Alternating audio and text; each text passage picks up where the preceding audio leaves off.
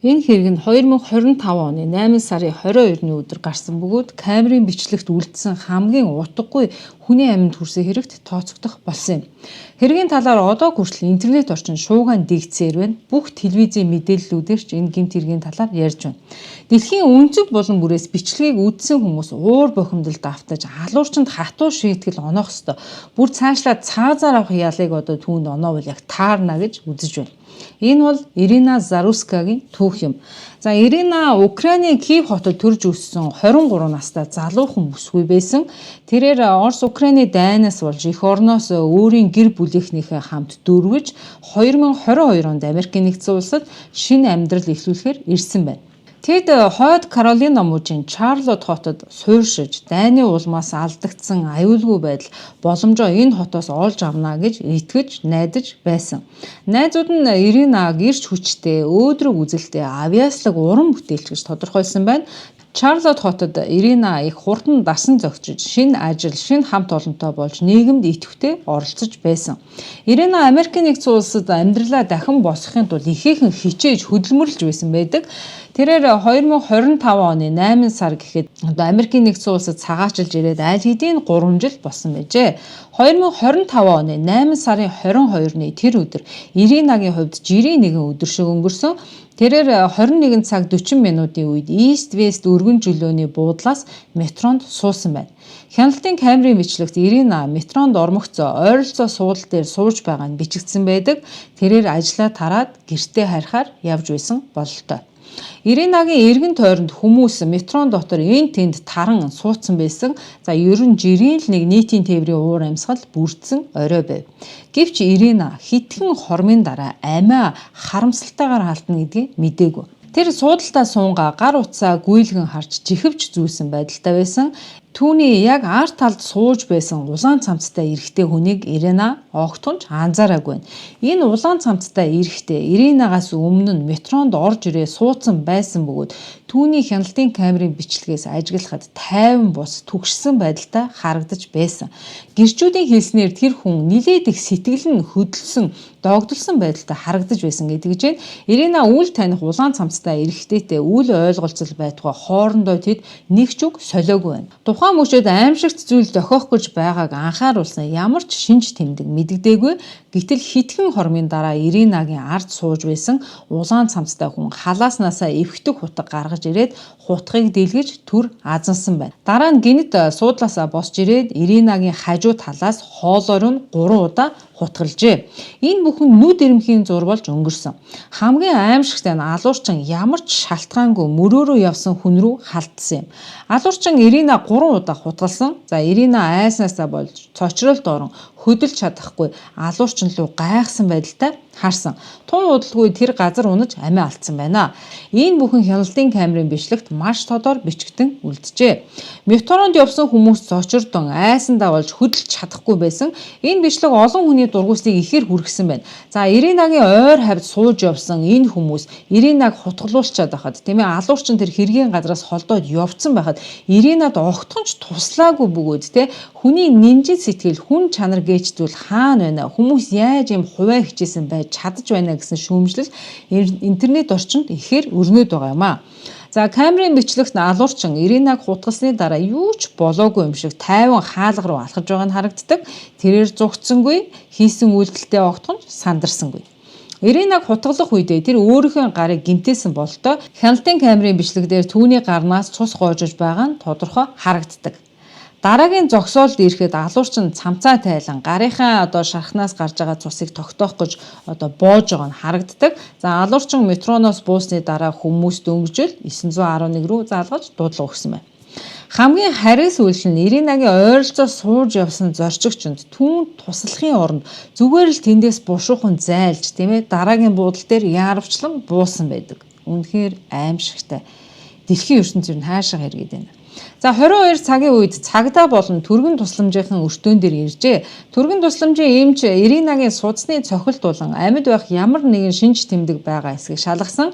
Гэвч түүний хүзүүндээ хутгалуулсан шарх нь онц аюултай амьд нь хөрсөн болохыг тогтоож удалгүй Ирина газар дээр нас орсон болохыг албан ёсоор эмч зарласан байна. Харин цагдаа нар гэрчүүдийн өгсөн мэдээллийн дагуу алуурчин метроны буудал орчмоор хайж эхэлсэн удалгүй цагдаа нар алуурчинг барьж авсан. Алуурчин огтхонч цугтахыг оролдоогүй бөгөөд баривчлагдах үедээ ч мөн эсэргүүцэл үзүүлээгүй байна. Түүний ойролцоо Иринаг хутгалсан цустай эвхдэг хутга газар унсан байдалтай байсан. За уг хутгыг бол аллагын баримт зэвсэг гэж үзэн цагдаа нар хурааж авсан байна.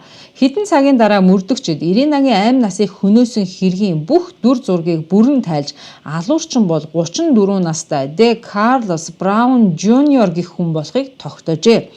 Хяналтын камерын бичлэгнээс мөрдөгчд нэг зүйлийг анзаарсан. Ирина болон алуурчны хооронд ямар ч харилцаа, маргаан огт байгаагүй явдал байв. Мөн алуурчин тухайн метронд төлбөрөө төлөөгүй суусан байсан бөгөөд өөрөө өөртөөгөө ярьж хачин сэжигтэй байдалтай байсан нь бичлэгээс харагдсан байна. Тэгвэл Де Карлос Браун Жуниор гэж хэн бэ? За энэ хүн бол 34 настай, эрэгтэй, орон гэргүй, байнгын оршин суух хаяггүй, 10 гаруй жилийн турш үргэлжилсэн урт гэмт хэргийн түүхтэй этгээд байсан. Брауны гэмт хэргийн бүртгэл нь 2011 оноос эхлэлтэй. Үүнээс хойшх жилүүдэд тэр хойд Каролина мужид янз бүрийн гэмт хэрэг үйлдсэн хэрэгээр хэд хэдэн удаа баривчлагдаж, ял шийтгэл эдэлж байсан байна. Түүний үйлсэн хамгийн ноцтой гэмт хэрэгүүдэд аюултай зэвсэг ашиглан дээрэм хийсэн, хулгайгаар айлын байшин руу гаднаас нь эвдлэн нэвтэрч орсон, хүнд хэлбэрийн орон байрны хулгай зэрэг багтаж байгаа юм. Эдгээр гэмт хэрэгүүдийн улмаас тэрээр шоронд ойролцоогоор 6 жил хоригдсон бөгөөд 2020 оны 9 сард суллагдсан байна. Гэсэн ч суллагдсан түүнийг шинэ зөв замд оруулаагүй юм. Суллагдсныхаа дараа Браун дахин хэд хэдэн удаа хууль зөрчиж эрх баригчдтай сөргөлдсөн байна. 2022 оны 9 сард тэрээр нэгэн эмэгтэй биед халдаж мөн баривчлагдаж байсан. За мөн 2025 оны 1 сард зодооны хэрэг гаргасан байдаг.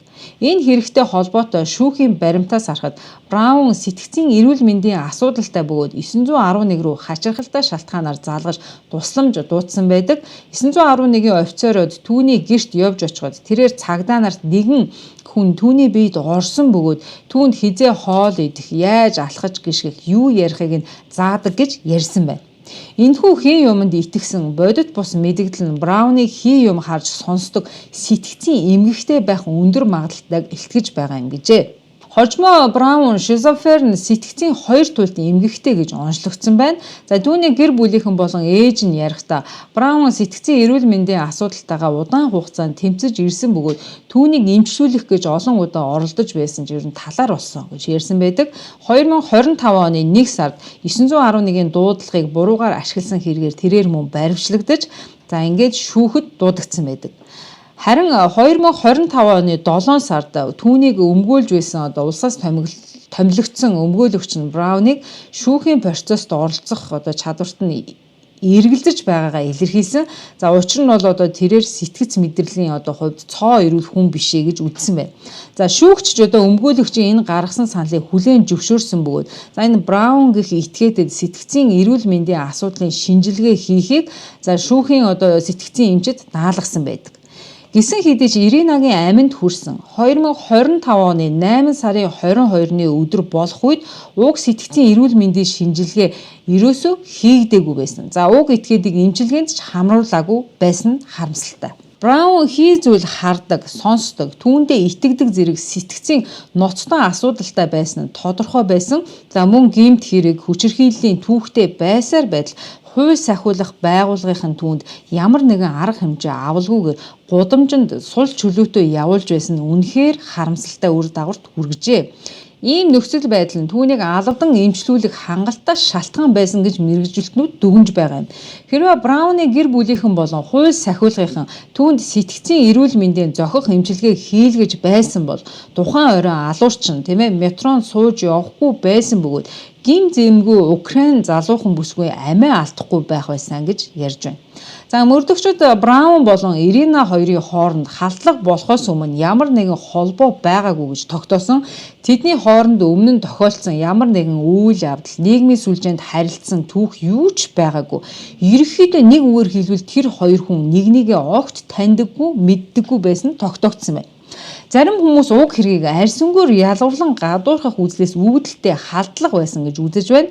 Орон нутгийн иргэдийн хувьд Брауны өнгөрсөн түүхийг олж мэдсэн олон хүнийг зочирдуулсан юм.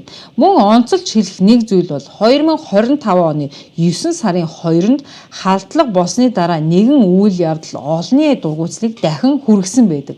За хотын захиргаа аллага болсны дараа нийтийн тээврийн аюулгүй байдлын талаар хэлэлцэх нэлээд чухал хурлыг зохион байгуулсан байдаг.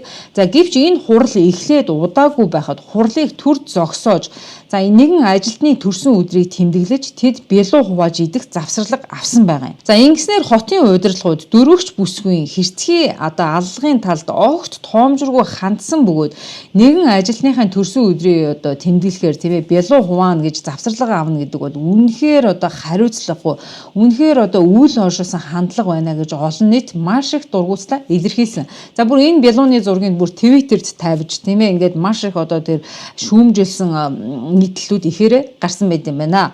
Олон хүмүүс энэ үйлийг үнэхээр хачирхалтай бусдад үл тоомсорлсон байдлаар хандаж байна хэмээн нэмж шүүмжилсэн. Яаж маш олон гэмт хэргийн түүхтэй шизофрен болон хоёр туйлд сэтгцийн эмгэгтэй хүн чөлөөтэй гудамжаар алхаж явж чадва. Эдгээр асуултууд нь өнөөдөр олон нийтийн хэлэлцүүлгийг идэвхтэй өрнүүлээд байгаа юм. За Брауныг албан ёсоор 1-р зэргийн хүн амины хэрэгт буруутган яллах гэж байгаа. 8-р сарын 29-нд Браун эмнэлгээс гарсны дараа буюу шоронд түүнийг бол албан ёсоор шилжүүлэн хорьсон байна. За ингээд тэрээр бол энэ хоригдож байх хугацаанд өөрийнх нь шүүх хурлыг хүлээж байгаа юм байна. Хойд Каролина мужийн хуулиар 1-р зэргийн хүн амины хэрэг бол хүнд ноцтой гэмт хэрэгт тооцогддог. Прокурор цаазын ял төлөвлөж байгаа талаар олон нийтэд зарлаагүй байгаа ч хэрвээ Брауныг буруутай гэж үзсэн шүүхийн шийдвэр гарах юм бол түүнийг бол бүх насаар нь хорина. За айл эсвэл цаазаар авах ял онооно гэсэн хүлээлт бол байгаа юм. Хууль эрх зүйн ажиллагааны эхний үе шатанд онцгой анхаарал хандуулсан зүйл бол мэдээж нь Браун гэх этгээд сэтгэц мэдрэлийн хувьд бол эрүүл үгүй эсэх нь чухал анхаарал татсан.